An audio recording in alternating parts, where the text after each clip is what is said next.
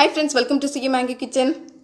நீங்க இன்னும் நம்ம சேனலை சப்ஸ்கிரைப் பண்ணலனா சப்ஸ்கிரைப் பண்ணி பக்கத்துல இருக்கிற பெல் ஐகானை கிளிக் பண்ணி ஆல் அப்படிங்கற ஆப்ஷன் கொடுத்துக்கோங்க. அடுத்த வீடியோஸ் போடும்போது மிஸ் பண்ணாம பார்க்க முடியும். Friends, இப்போ நம்ம எல்லார் வீட்லயுமே இந்த TikTok clip வந்து இருக்கும் ஹேர் ஸ்டைல் பண்றதுக்காக. முன்னாடியெல்லாம் நம்ம வந்து ஹேர் பின் வந்து யூஸ் பண்ணிட்டு இருந்தோம். ஆனா அந்த ஹேர் பின் யூஸ் பண்ணும்போது வழுகி வந்துரும். ஆனா இந்த clip வந்து அந்த மாதிரி வழுகாது. நல்லா நச்சுன்னு அப்படியே மாட்டி விட்டுறலாம்.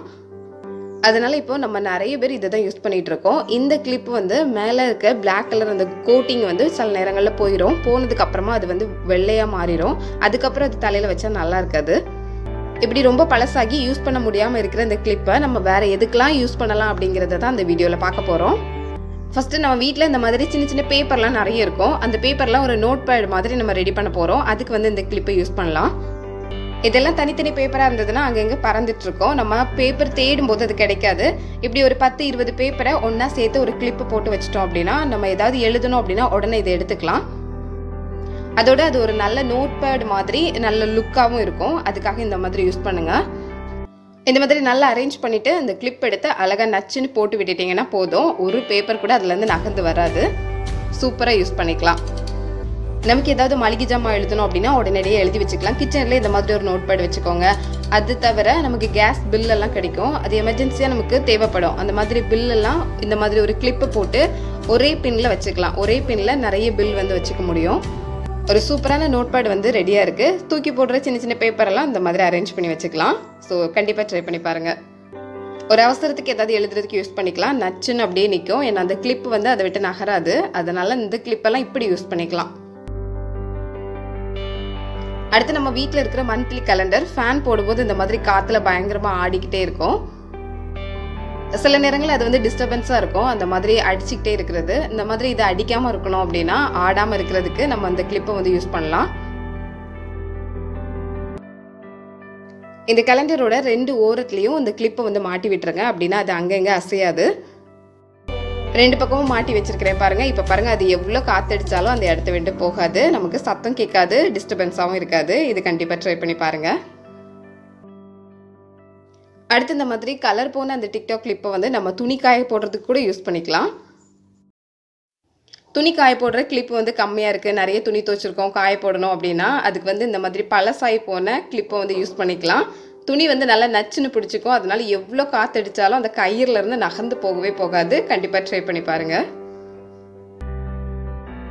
அடுத்து இந்த மாதிரி புக்ஸ் படிக்கும்போது நம்ம வந்து எது வரைக்கும் படிச்சிருக்கிறோம், இனி எது படிக்கணும் அப்படிங்கிறது நமக்கு வந்து அடையாளம் ஏதாவது வைக்கணும். அந்த மாதிரி அடையாளத்துக்கு கூட இந்த கிளிப்பை வந்து யூஸ் பண்ணலாம்.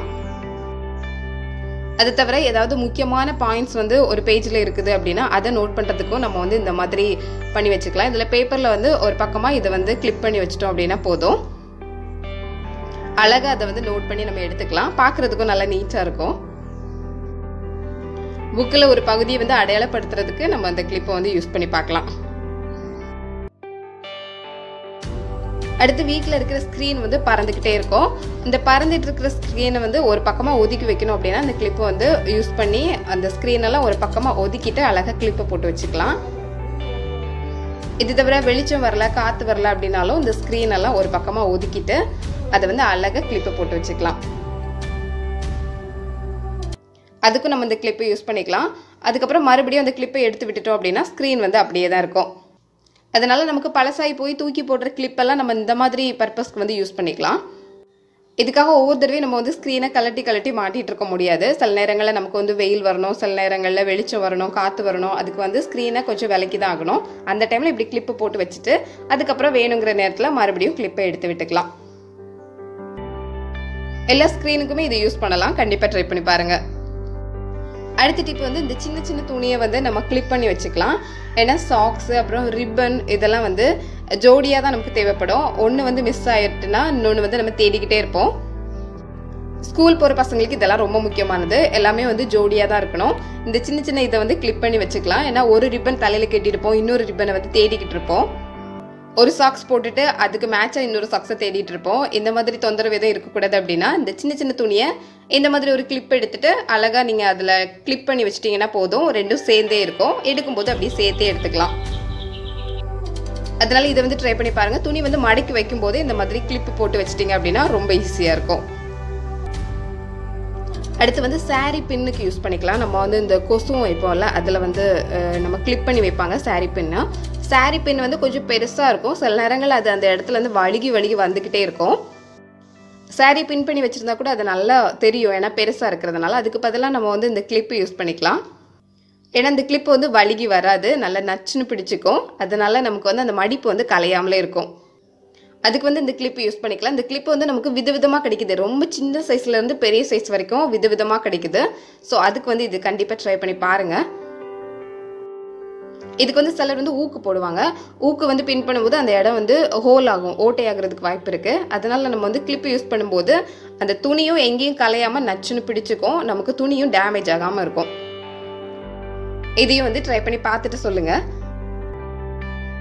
அடுத்து சுடிதாரில் ஷால் வந்து பின் பண்ணுறதுக்கு கூட நம்ம இதை யூஸ் பண்ணிக்கலாம். ரொம்ப சின்ன சைஸ்லலாம் இந்த கிளிப் வந்து கிடைக்குது. ஸோ அந்த கிளிப்லாம் நம்ம தூக்கி போடாமல் இந்த மாதிரி ஷால் பின் பண்ணுறதுக்கு யூஸ் பண்ணிக்கலாம். ஒவ்வொரு தடவையும் ஊக்கு மாட்டி நம்ம இது பண்ணும்போது அந்த துணி வந்து டேமேஜ் தான் ஆகுது.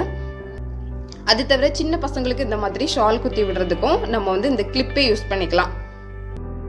இது வந்து அழகாக நிற்கும், எங்கேயும் நகராது. எப்படி ஷால் பின் பண்ணி வச்சோமோ அப்படியே நச்சுன்னு பிடிச்சிக்கும். அதுக்காக இது வந்து ட்ரை பண்ணி பார்க்கலாம். முக்கியமாக குழந்தைங்களுக்கு வந்து இது ட்ரை பண்ணலாம். முக்கியமாக சின்ன குழந்தைங்களுக்கு ஃபங்க்ஷனுக்கு ட்ரெஸ்லாம் போடும்போது ஷால்லாம் போட்டு கொடுப்போம். அப்போ வந்து ஊக்கு போட்டு பின் பண்ணியிருந்தோம் அப்படின்னா அங்கே வந்து ஃபங்க்ஷனில் எல்லா பக்கமும் ஓடிட்டு இருப்பாங்க. அது எதுலையாவது பட்டு அந்த துணி வந்து டேமேஜ் ஆகும். ஊக்கு வந்து இழுக்கக்கூடியது, ஆனால் இந்த பின் வந்து இழுக்காது. அந்த ட்ரெஸ்ஸில் அப்படியே நச்சுன்னு பிடிச்சிக்கும். அதனால துணி வந்து எந்த விதமான டேமேஜும் ஆகாது. கண்டிப்பாக இது ட்ரை பண்ணி பாருங்கள். அடுத்து இந்த மாதிரி மசாலா ஸ்நாக்ஸ் ஏதாவது கவர்லேயே மீதி இருந்தது அப்படின்னா இந்த மாதிரி மடக்கிக்கோங்க. மடக்கிட்டு ஒரு டிக்டாக் கிளிப் எடுத்து நச்சுன்னு போட்டு விட்டுட்டிங்கன்னா போதும். உள்ளே இருக்கிற ஸ்நாக்ஸ் வந்து அப்படியே ஃப்ரெஷ்ஷாக இருக்கும். ஸோ இந்த இதுவும் வந்து நம்ம தனியாக எடுத்து வைக்கணும் அப்படின்னு தேவை கிடையாது. இந்த மாதிரி கவர்லேயே வச்சுக்கலாம். ஸோ அதுக்கு கூட இந்த கிளிப்பை வந்து நம்ம யூஸ் பண்ணலாம். ஸோ ஃப்ரெண்ட்ஸ், இந்த தூக்கி போடுற கிளிப்பை வச்சு நம்ம என்னென்னலாம் செய்ய முடியும் அப்படிங்கிறத தான் பார்த்தோம். இன்னும் நிறைய விஷயங்களுக்கு இந்த கிளிப்பை வந்து பயன்படுத்தலாம். ஸோ அதனால் இது வந்து தூக்கி போடாமல் இந்த மாதிரி விஷயங்களுக்காக பயன்படுத்திக்கோங்க. வீடியோ பிடிச்சிருந்தா லைக் பண்ணுங்கள், உங்கள் ஃப்ரெண்ட்ஸ் கூட ஷேர் பண்ணிக்கோங்க.